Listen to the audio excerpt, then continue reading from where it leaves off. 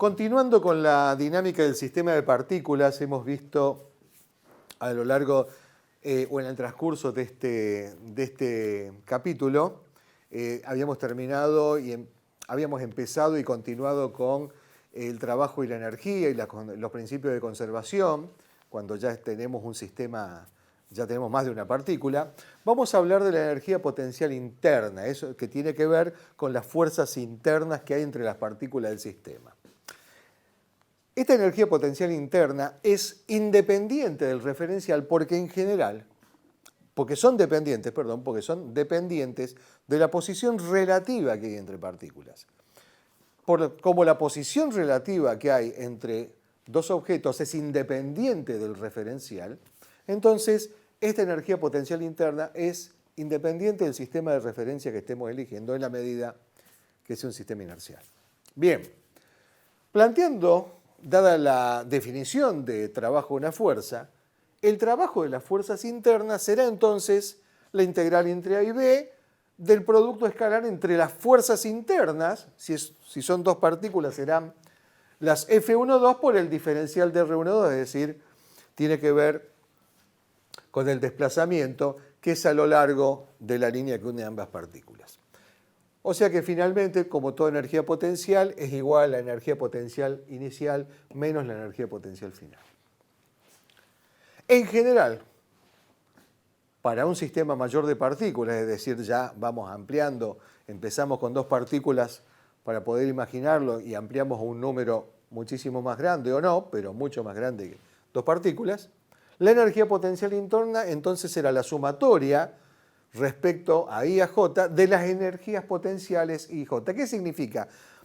Cada energía potencial se ejerce entre dos partículas. Si hay tres partículas, será la energía potencial de 1 y 2, la energía potencial de 1 y 3, la energía potencial de 2 y 3. Es decir, la sumatoria respecto a I y J de las energías potenciales sub I J. Ahora bien, vamos a definir el concepto de energía propia de un sistema de partículas. Definimos la energía propia como la suma de la energía cinética de este sistema más la energía potencial interna. Si recordamos, la energía cinética del sistema es igual a un medio de la sumatoria respecto a I de los 1 medio de M sub I por los B sub I al cuadrado.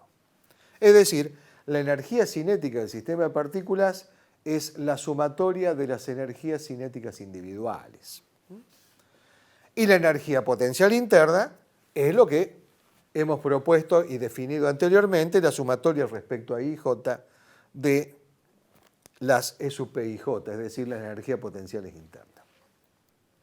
Para dos partículas, lo vamos a explicitar para dos partículas, para redondear, la energía interna será igual a la energía cinética más la energía potencial que hay entre la partícula 1 y 2.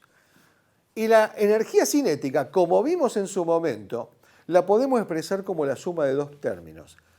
La energía cinética interna, es decir, la energía cinética respecto al centro de masa, más la energía cinética de traslación del centro de masa. Es decir, esta será la energía cinética de la partícula 1 más la 2 más la potencial interna, pero vamos a recordar que la energía cinética era la sumatoria entre la energía cinética interna y la energía traslacional del centro de masa. Es decir, la energía interna será la energía traslacional del centro de masa más la energía cinética interna, escribiéndolo nuevamente, que lo vamos a llamar E sub K', más la energía potencial que hay entre pares de partículas.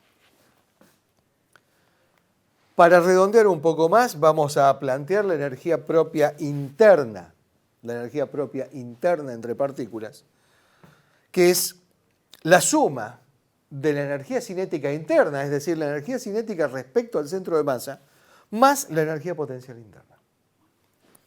Es decir, la energía propia interna, si la tenemos definida acá, y lo reemplazamos en la energía interna, entonces será la suma de la energía cinética traslacional del centro de masa más la energía potencial interna, y queda definido entonces de esta manera.